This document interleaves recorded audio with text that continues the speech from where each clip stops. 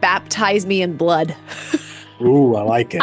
I like it. I'm like, if I'm going all in, don't hold back. Hello, it's Olivia Blair, your co-founder here at Fanward and host, as well as Cody Redd, your co-host. And welcome to your Fanward Podcast, where we bring the greatest fans from around the world together to talk about the things that they love most and why they love it. We are excited today because we were talking horror. Just give it all to me, make me uncomfortable and get me inside your head and make me a believer. So, you know, I hate horror. And so one of the world's greatest comedians ever, David would know who he was. His name's John Cleese. He was in Monty Python and the Holy Grail, which David says is his favorite movie of all time. John Cleese once said, "Art is meant to disturb the comfortable and comfort the disturbed." That's the whole point of art.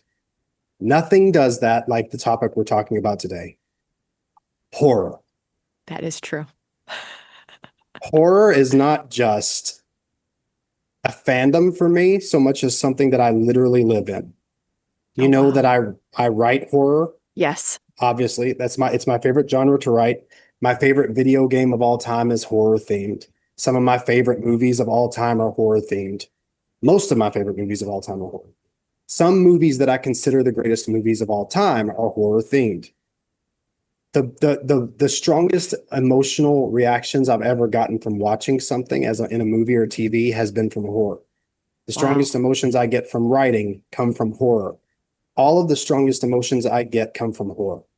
So us talking about this today is more like it's more like exorcising a demon and talking about something that's a part of me than just a fandom. And we always talk about how fandoms are a part of us, but I think horror as a genre digs deeper than any other. Why horror?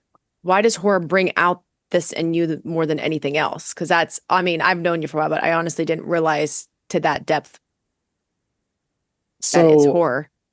Because you're such a Zen person, which I just have to state for everyone here, because this is what I love about human person, like just humanity, the duality. And we talk about this a lot, but I will tell you, I'm like actually shocked. Not in as just like, I didn't expect this, which yay for our friendship, always surprising each other. I try to keep it interesting. You keep it interesting. Because you are for people that don't know you, you are extremely positive. You are someone who's very intentional with their words. What you say, you believe comes into the future. And you are the person on our team when David and I are having a rough day, that you are the hype person to get us back and going, we've got this, So I'm not saying horror is the opposite of that, but as someone who is uncomfortable with horror, which I need to probably ask why, which is I'm excited about this podcast. Yeah, this is going to be fun. I would not have put you with horror in that love, like that way. So I think horror is the foundation. I think fear, I think survival, terror, pain, all of these things. And we've talked about it before. Like the reason I write the way I do is because I believe pain and happiness are twins. They're not distant cousins. They're very close. Yes. Like you don't suffer a broken heart from not loving somebody. You suffer a broken heart from loving someone too much or loving someone to an extent. Yes. So that pain comes from loss. It doesn't come from hate. It comes from the love that you had being lost. It comes from that severance of good. Yes. And I think what horror does so much better than any other genre, fantasy comes close. Fantasy's really good at putting your heart into it and immersing you. But fear does what no other genre does, in that it pokes something that is primal in you. They say that people snore because the reason people snore is because we evolved to learn that making loud noises in our sleep kept animals away. Human beings evolved to snore to keep animals away while they slept, because cavemen had to deal with that.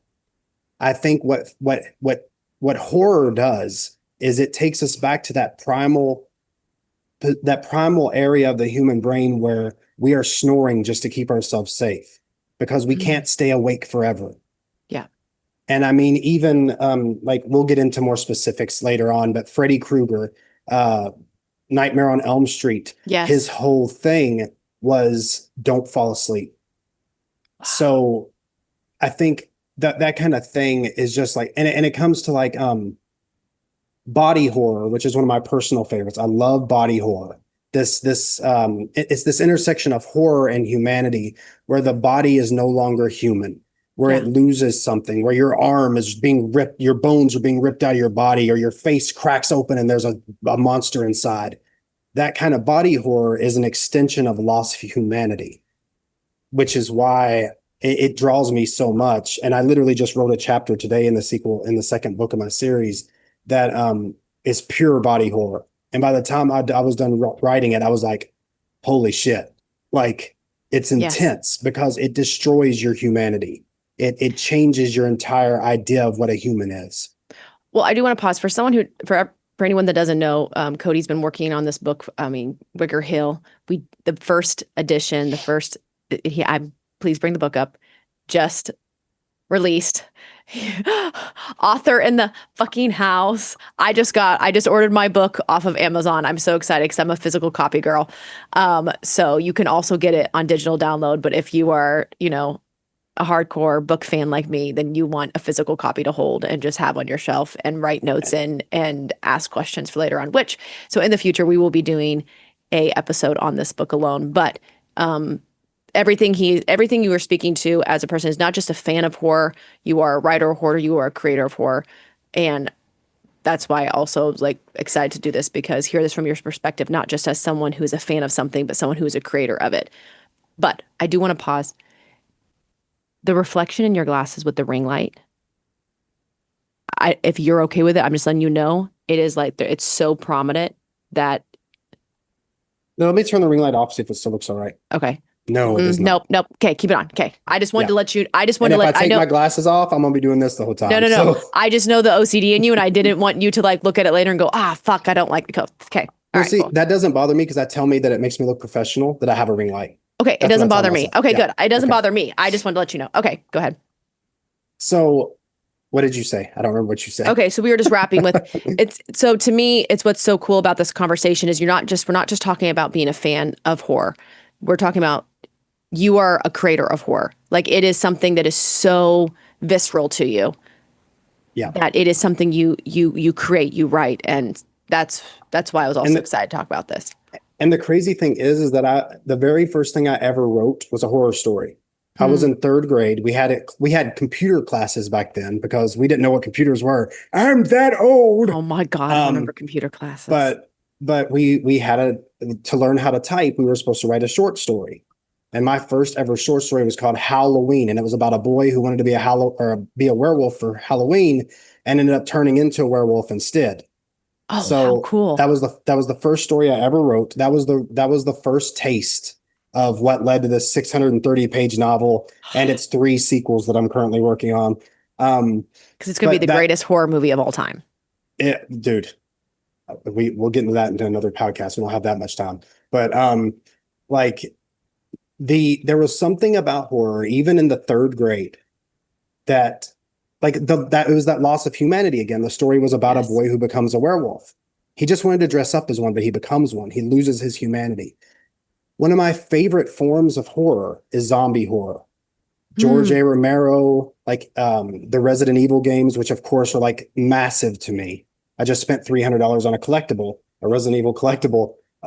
But Resident Evil is and back there, that's Tom Savini. He's the guy who did all the makeup. It's very fortuitous that he pops up at this time. Tom Savini is the makeup artist for Night of the Living, well, not Night of the Living Dead because he was in Vietnam at the time, but Dawn of the Dead, Day of the Dead, the Creep Show movies. Like Tom Savini is a god of special effects. All those things you see behind him are special effects he created. But it's something about the loss of humanity. It's something about the fear of losing your humanity or losing your life to something that's more than you. Yeah. And it's this fear of escape.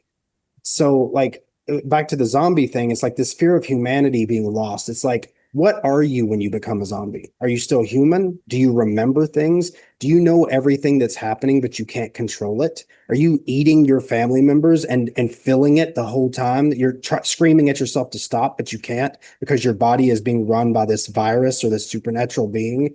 It's like, at what point do you lose yourself and fully become the monster? Wow. That's terrifying. Yes. It's like in the second book of the Wicker anthology, that's going to come up a lot. In the second book of the Wicker anthology, there are these things called dead ones, which are basically like these flesh-hungry zombies, and they're all remnants of her, like being brought back over and over again without purpose.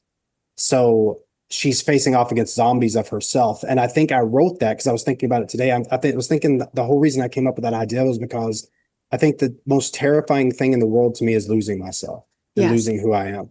That's why I don't drink. I mean, I drink, but I've never been drunk. I've never done a drug ever. I don't even like to take most medications. Yeah. When my son was put on 6 different ADHD medications, I got him off of them because I was like, you're just a kid. Like, Yeah. I didn't want him who he was. And I'm not against medication. That's not my point. But it was like, I didn't want I forget that. It's like, that's like subconscious. Like, we're just talking, but you it's and I talk, podcast. yes, that we are not against medication. I've been on medication. Like it was a period in my life. Right, like yes, that's a whole different talk, but yes. Yeah. It's just a personal Take your medication thing. if you need medication. This is not it's just a personal thing where it's like, I don't want me or the people around me to ever not be who they are. Yeah. So when it comes to zombies, I mean, even in this picture back here, Chucky, he's a man who loses himself and becomes a doll. Well, I mean, he's a psychotic murderer, but he's still a man. He's still a human being. But that kind of thing, there's something about it that just draws me in. And the crazy part is it's not even the scariest thing to me. And it still terrifies me. And that's why I love horror. It's like, no matter how deep I dive, how deep I dig, there's always something that scares me more. Do you love horror because it reminds you to never lose yourself? Is it a constant reminder of going, this is you right, so you don't? I think actually, that's a good question. That just popped in my head because I'm just like, I'm so fascinated by this. Sorry, my brain. I do 100% think that that's a reason. It's definitely a contributing factor. I'm not sure it's the reason. Yeah. Well, is there ever the reason? When it comes to me with horror, I think so. Okay. So my biggest horror influence is H.P. Lovecraft. Oh. Now, H.P. Lovecraft is not a name you hear a lot. You hear it more now. But when I was a kid, you never heard it. When I was growing up reading a lot, I never heard it. And then the first time I ever really like heard his name, I was like, all right, I'm gonna look into it, see what he's about. This guy is basically the J.R.R. Tolkien, the guy who made Lord of the Rings. Yes. This is the Tolkien of horror. He made up his own words. How old were you when you first came across him? Probably like in my late 20s. Wow. Like I'd heard his name before, but I didn't know what it meant. You know, I didn't know Lovecraft. It's a cool name. Yes. Like, you know, but I didn't know anything about him. But the thing about him was, and this is actually my greatest fear. Oh, I love this. And this is what I write about. Like Wicker Hill, specifically, the Wicker anthology is all Lovecraftian horror. Yes. Psychological Lovecraftian horror. It's about losing yourself to something greater than yourself. So what Lovecraft wrote about and what he was so good at is that every single one of his books feel like it's being written by someone who has seen something you haven't. Like he knows something that other people aren't willing to tell you. And what that does is it creates this visceral immersion where it's like, this sounds so real. It sounds so present. It sounds like Lovecraft is trying to say, oh, I'm just writing a story. It's not real. It's not real. But the whole time you're reading it, you're like, this could be real. And it's so like he writes about these elder gods who have an indifference to human. I'm about to go off on a tangent, so let me start over. So Lovecraft writes about regular people who slowly over time get lost to madness. Oh my God. But they're not just losing themselves. They're not just going crazy. They're being influenced by cosmic forces far beyond the cosmos and the expanse of the universe. These are beings that are so infinitely massive and so infinitely influential on the entire span of reality that they are indifferent to the very existence of human beings. Humans are not just ants to them. They are less than ants. They are atoms. Wow. They are so insignificant that the sheer existence of them, if one of these creatures was to pop the earth like a pimple, they would know nothing. They would never have known of our existence. Now, what Lovecraft does is he will take a singular character and he will pit it against this entity that is greater than all things. In Lovecraft's mythology, you have Cthulhu. I'm sure even you've heard the name Cthulhu. Yes. Yes. Big green tentacled monster, massive, gargantuan in size. He's on lunchboxes. He's everywhere now. He's a stuffed animal. You can buy a stuffed animal for a baby. They have a book called Baby Cthulhu. Cthulhu is everywhere. He's a gargantuan creature, an entity from elder space, older than space and time. Oh, he's on my other monitor. Damn. He just popped up on my other monitor and scared the hell out of me. That's amazing. I have my wallpaper scrolling through. He'll pop up again. That's amazing. He's so massive and so gargantuan. And he is the least of them. He is the least of the entities in Lovecraft's mythos. The greatest of Lovecraft's mythology and the greatest creature in Lovecraft's mythology is a creature named Azathoth. I've never heard of this. This is awesome. Azathoth is known as the Chaos Sultan. He is the center of all madness in the universe. His size makes black holes look like pinpricks. He is a gargantuan being of teeth and eyes and wriggling tentacles, sitting at the center of the universe, devouring all things he comes into contact with. And Lovecraft's mythos says he will eventually find Earth. Not intentionally. Earth is just in the way. Yes. So what Lovecraft does and what Wicker Hill sets out to do is sets a character, a strong character, a smart character. A lot of the time he wrote back in like the early 1900s. So a lot of the times it's like a detective going up against and just trying to solve a mystery. And as he's solving this mystery, it turns out it's like, oh, okay, there's like an elder god from the expanses of time and space, like, and they're slowly losing themselves over time. And Wicker Hill, Abigail, poor, dear, sweet, beautiful Abigail, is that character that goes up against that infinite expanse of madness and just inexorable, unfathomable size and indifference. Yeah. And like one of my favorite horror movies of all time, this is in continuation, I'll talk about it more later. It's called The Fourth Kind. And The Fourth Kind is another picture that will show up here because in my opinion, it's the scariest movie ever made. There is a point where the whole movie is about aliens. And there's a point where they find a voice recording because these aliens are coming down and abducting people in their sleep. They leave a voice recorder out during the time when the alien comes to abduct this woman. And in ancient Sumerian, which is the oldest language on earth, they say, "I am God." And it's coming through in this roar almost, this like indiscernible voice, this mechanical vibration, this like almost like vomit, like is what it sounds like, mechanical vomit. And the alien voice says, "I am God." Now, what terrifies me about that as a Christian is these creatures are coming down, abducting these innocent people. Now, they're probably not God, but they believe they are. Yes. And what that tells them is that we are nothing. And they can play their games, they can do their tests, all of this stuff, because they believe they're God. Wow. Whoa. That's the single scariest moment in any movie I've ever seen, bar none. And it's that indifference. It's that cosmic indifference of insurmountable size, insurmountable intelligence, indiscernible power, and then us, grains of sand on the beach.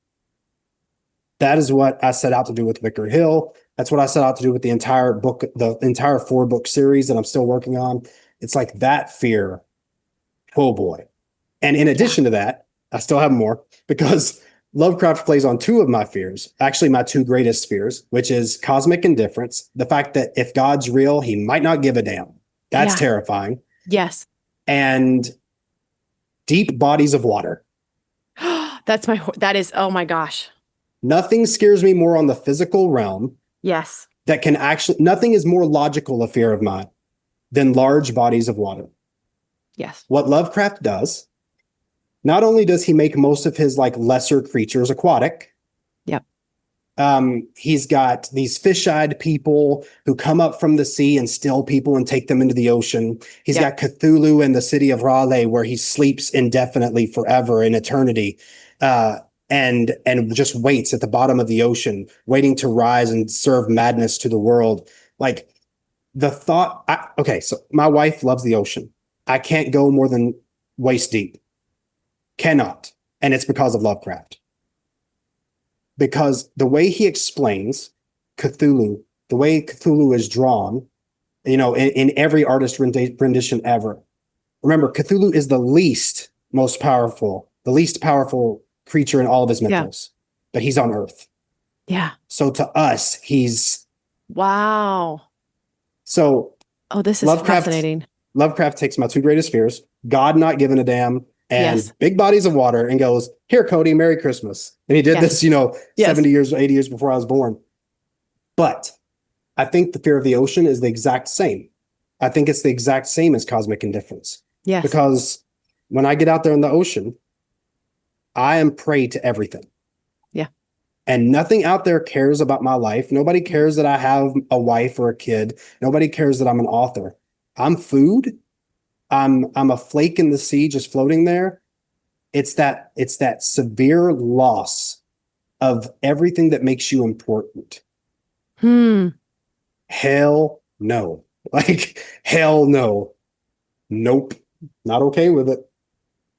It's so funny because mine is with the body of water. It's having someone I care about fall into the water and I can't, in the darkness, and I can't get them. And growing up, I would have dreams that I couldn't protect my siblings. And so, and they would always fall into bodies of water. Every dream. Again, it was the same thing. It was the same dream over and over again. That is still a loss of control. Yeah. What horror does that no other genre does is that it feeds off of and feeds to you your loss of control. If you're being chased by a killer, you can't control it. He's indestructible. What are you supposed to do? You shoot him with a gun. He keeps walking. You're surrounded by zombies. You're shooting them, but they keep walking. You're floating in space and Cthulhu's staring at you. Like, what the hell are you going to do? There's nothing to do. Yeah. See, it's fear of someone I'm losing going into water. And then my eternal fear was darkness, just a darkness that I could not see what would be out there touching. The fear of the unknown. But that's also why I constantly try to face darkness. That's what you should do. We should face our fears because if we don't, they will conquer us and control us for the rest of our lives. But this is so it's so fascinating to hear that the two. I mean, I can't keep going. I'm just like, I'm enthralled. I'm just like, this is so fascinating. And Lovecraft does it masterfully. Lovecraft is, in my opinion, I want to read Lovecraft. I was like, this is the type of horror, because I love dealing with gods and spirituality and this indifference towards humanity, because just with how I grew up, I was like, this feels so much of how I grew up, because this is what happens with the human brain when they believe they're a god. Like how I grew up was so close to this concept of we are gods and we have power over humanity to remove salvation and give it back as if it doesn't matter. And that in itself, that indifference to humanity, the ego of going, I have the power to remove and give as a human, to me is the most horrifying concept of where the human brain can go. And so to hear this like these deities in a sense, or what if God is that? I mean, that is right. I would love that kind of horror. That I'm like, okay, I could, so this is like fascinating to understand horror, because I hear horror and I automatically categorize it into something like Chucky or something like things I'm like, okay, I can't do that. Or, people constantly being pulled into the darkness. No. Yeah. No. So, hell no. what you just said, that the cult leader thing. Yes. Wicker Hill has its cult leaders. Sylvia Yes. Fletcher is the cult leader that tries to get Abigail to give herself to the Lovecraftian entity Yeah. that I created named Sarachnath. Oh, I love that. It's a good name. So yeah, I created a whole language, like legit. So what is necessary for an entity like that to elicit fear in a human is some sort of funnel, some sort of channel for it to funnel. If the monster just shows up, it's instant madness because the human brain cannot comprehend it. This is true in almost every Lovecraftian tale. If you lay eyes on a Lovecraftian creature, you go into instant madness. You lose your mind. Yeah. So what is necessary for that horror to build is a throughway. So almost always there is in a Lovecraftian story, there's always some sort of cult leader, some sort of manipulator, someone talking to you and saying, this is our God. Look how great he is and terrible and tremble at his might. And then you see it happen and you're like, oh, so it was real. He wasn't just talking shit. It was real. Yeah. And that's what Sylvia does in Wicker Hill, where it's like, she's just trying to get Abigail. She speaks to her like a mother, like a preacher would talk to a sermon, like a church full of people. Congregation. A congregation, yes. Yeah. So she's just like, she's a mother, she's maternal. She's not scaring her. She's just saying, this has always been your path. You were always here, Abigail. This was always where you were going. You were meant to be here. Yeah. That's scary because when fate meets something that does not care, that is indifferent to your end, that is indifferent to your soul, when you combine fate, something that's undeniable, something that's unavoidable, you combine that with a god or an entity that is indifferent to everything about you, you are literally going downhill at 100 miles an hour and you're not stopping. You're going to whatever they want. And that's terrifying. Yes. Whew. Damn. I might just have to start. Dude, I might just have to start to write some horror. Well, I mean, it all comes from someplace. This is so fascinating because this is the stories, the stories that we read and the stories that we tell ourselves. The stories that can be created in our head. And then it is like the concept. And this, I literally feel like I'm just living my childhood. So I'm like, I don't even know what to say to this. Cause I'm like, everything you say, I was like, oh, that was. It reverberates. It reverberates. Cause I was like, it's literally, it just echoes your life. Yes. Like that was the story told. And it is, and I think that is the concept that your will can be taken and that no matter what, your perception of God is just always this thing out of reach, this unattainable thing. Yeah. But yet you're also your fate, that you have no control over the outcome, that this is where you will go until that moment that you realize you do, like that hope, that that the concept of reality is a perception. And when your perception changes, like I cannot wait to read the book of Abigail because I'm like, please, I cannot wait to hear the moment that she realizes it's a lie. You are literally almost giving the exact synopsis of this overall anthology. Not just this book, because this book's just a part of it. The whole story is 4 books long.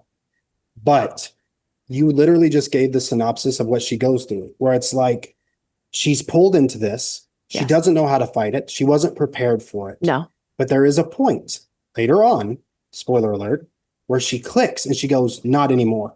The cycle is over. I'm not doing it anymore. This is why I'm going to bawl through this whole book. It's done. Yeah. The cycle's over. I understand everything and it's not happening anymore. Yeah. And that is the part of horror that becomes cathartic. Yes. And it makes that sitting through 2-hour-long movie. Yes. You walk out going, yes. Because you sit through a 630-page novel. Yes. And you just tighten up and you tighten up and you just get tighter and tighter and tighter. Yes. And then the rubber band snaps. Yes. And you just go, oh, like coming up from air, up for air from deep water. From deep water. Yeah. And no other, I mean, you can get it from romance where it's like, will they, won't they? Will they, won't they? Will they, won't they? Oh, they did. But it is the buildup is that, and then it's as soon as the buildup is there, It's gone. It's gone. It's gone. It's over. The You're happy, tension, but it's you're over. happy, but it's over. It is over. The tension in horror is something that is always. It is like the catch in the breath, that Yes. tightness in your chest, that there is an ease, and then it's still there. Yes. And It lingers. It lingers constantly. What good horror does, and when I say good horror, I don't mean fun horror. Like Chucky is fun horror. Oh, he's on my other screen. I keep Yeah. forgetting I have two screens. I love this. Chucky's on my other screen. But what fun horror does is it scares you. Yeah. That's fun horror. Yeah. What good horror does is 3 weeks after you watch it, you go, oh my God. But was it this though? Yes.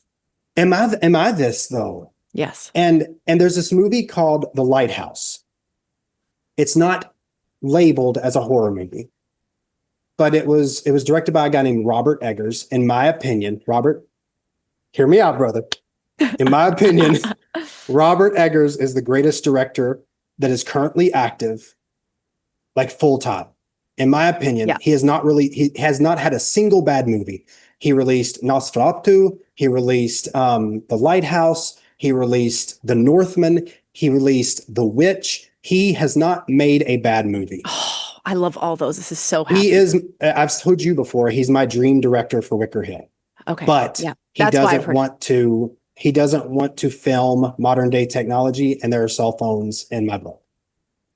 Maybe we'll change his mind, hopefully. If not, we'll get Ari Aster. Irrelevant. Yes. But what fun horror does, it scares you. What crazy horror, or what good horror does, is it has you asking questions weeks later. When I watched The Lighthouse, which is a Robert Eggers movie, Robert call me. I left The Lighthouse, even though it's not labeled as horror. It does have horror aspects. It has Lovecraftian horror aspects, as a matter of fact. By the time it was over, I had 3 different interpretations by myself of that movie. I love that. Is this a analogy for Prometheus's flame when he brought fire to humanity in Greek mythology? Is this just a tale about madness? Is this a story about 2 men who just, are at such odds that they end up going crazy? Whatever. I had so many different interpretations of the story, and like by the time it was over, I was like, this is the greatest movie I've ever seen. And I legitimately think it is. I legitimately think The Lighthouse is the greatest movie I've ever seen. Okay, the horror you speak though of, I'm like, the horror you speak though. To me, I'm like, but this is the human brain. This is life. Like the horror, like horror is real. Because, and this is, I've always found so fascinating about studying the human brain and what it chooses to remember, what it chooses to see. When there is a concept, when someone believes in something, you will see it. Our brains project it out. And I think growing up, my deepest fear was that the world would find out I was crazy. That dude, Lovecraft is right up your alley. I'm like, that so was is all. Wicker Hill. Wicker Hill is right I'm up so your alley. excited now because I'm like, now I know all the it's like I just chuckle, I fucking laugh in the face of it. Right. But that was this fear of like, what if they find out that I'm mad? Yeah. Because of the things that I would see that are so real. And it was always on the edge of the darkness, something there, talking, seeing, and I would just have to wait to turn on the lights. And then then I would calm down and go back to sleep and wait for it to come. And that feeling and this is the horror. And I'm like, this is so fascinating because I'm like, what we write, I'm like, is so much of a reality of ourselves because of a belief in a concept. And this is what the human brain, the brain, we're constantly shifting back and forth between these dimensions of energy. Like all this is there. And it's just, I think that's what's so scary to us as humans, is that we feel it's always there. Yeah. And all it is, if you believe, will you be sucked into the madness of the belief? Right. And so When, it's this, if you believe in manifestation at all, in any form, then you have to believe that our stories carry weight. yes. Everything we create, like I was saying earlier, Lovecraft wrote like he knew something the rest of us didn't. Yeah. Like he was warning us of something that that other people didn't want us to know about. Yeah. What if he did? That's the terror. The horror is not in the words. The It's the horror what is if. in, did Lovecraft see something? Yeah. Let's hope not, because it's terrible. But that's good horror. That's good horror, not fun horror. It's not the kind of thing it's not the kind of thing that you read, put down, and then walk away doing this. It's the kind of thing you read, put down, and go, okay, sleeping with the lights on tonight. But that's okay. So I think it's called The Circle. I'll pull it up. I love this TV show right now. But anyways, it's in one of the scenes. So she's being constantly attacked by these demons, in this other world kind of thing. And then she finally realizes this girl, she, holds magic. She can be able to go into this other world. And once she realizes that all she has to do is believe it has no power over her, and she's able to snap out of it and change the reality. They can't have a hold on her. It's only when she gives in to the belief that they have the power. And that to me is like the concept of just all of humanity. Once the fucking game that's being played is all over the belief. Everything in humanity is, if I can get people to believe, then I have the power. Yep. That's always the game. I think that's the biggest game of all in life. Well, is just getting people to believe. That's what we always talk about why media is failing, why no one watches news channels anymore.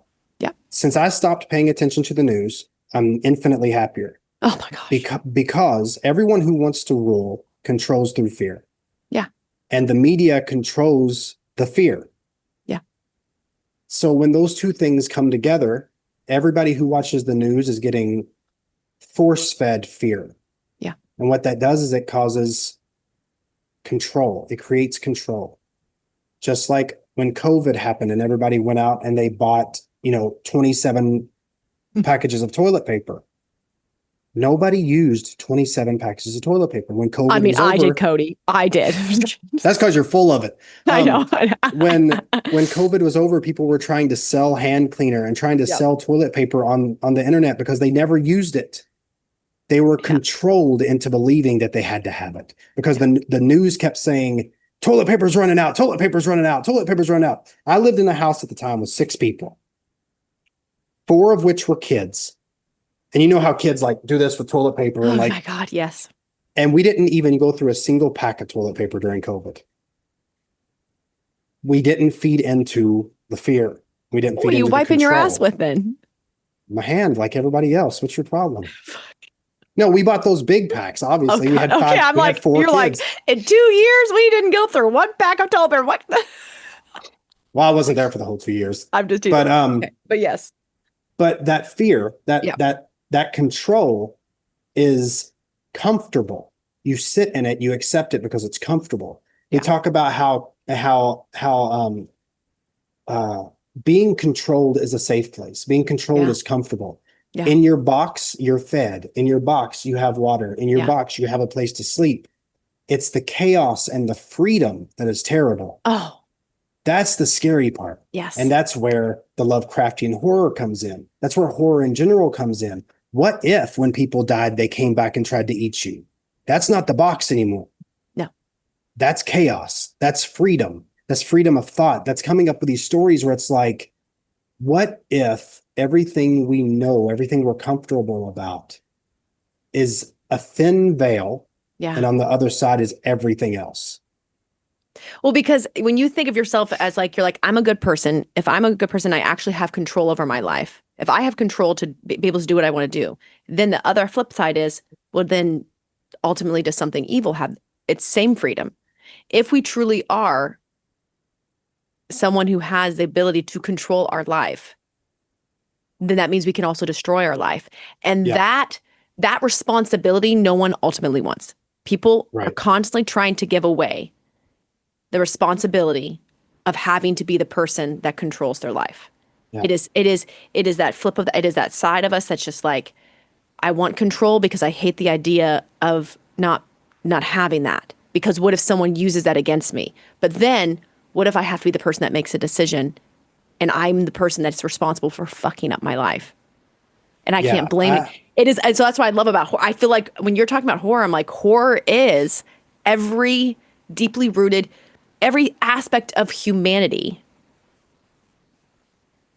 warring within us in reality. It's magnified on steroids.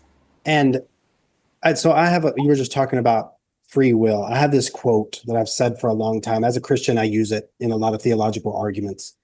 Everybody wants free will until somebody uses theirs against you. Yeah. And then it's like, no, I don't want them to have an opinion, or I don't want them to have a word. I don't want them to have a say. If you want yours, they have to have theirs. Yeah. So in horror, does that apply to monsters? Does that apply to Jason Voorhees when he's swinging a machete? Does it apply to Freddy Krueger when he's coming in your dreams and stabbing you? Does it apply to Michael Myers when he's killing babysitters? Does this free will apply to any of us? What Lovecraftian horror says, it says, fuck no, it doesn't. Whew. That's why I write it, man, because it's terrible. It's so bad. It's the most terrifying thing. That loss of agency, that loss of ability to speak for oneself. In the talking about my book again, I swear to God, I'm not trying to shill. I'm just the perfect example. You are the perfect example. Don't you dare. In my author's note, I write, we find ourselves in facing our fears and standing against the things that make us uncomfortable. Within these pages, you will find yourself uncomfortable. You will be sickened. You will be moved to tears, sometimes all at once. And then I write here, give me a second. The Wicker Anthology is about the struggle to maintain oneself, the fight to retain identity against forces that seek to erode it. And I think that's actually, in a lot of ways, all horror. I think all horror is that fear of loss of self, that fear of loss of control, that fear of loss of saying, I've got this under control. I've got this handled. Don't worry about it. No, fear tells you to worry about it. Horror tells you to worry about it. Horror says you better worry about it. Yeah. Because you can't just not worry about it. Because in the next scene, you get your head lopped off. Or you get possessed by some cosmic entity. And then what happens? It's over. Then you don't have a choice to say anything else.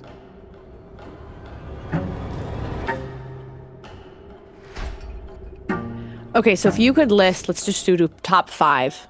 If you could list, I know, your top 5, when horror became your thing, what was the first top 5 movies that you were like, or we can say books, like just that got you into horror, that you're like, okay, this was my foundation.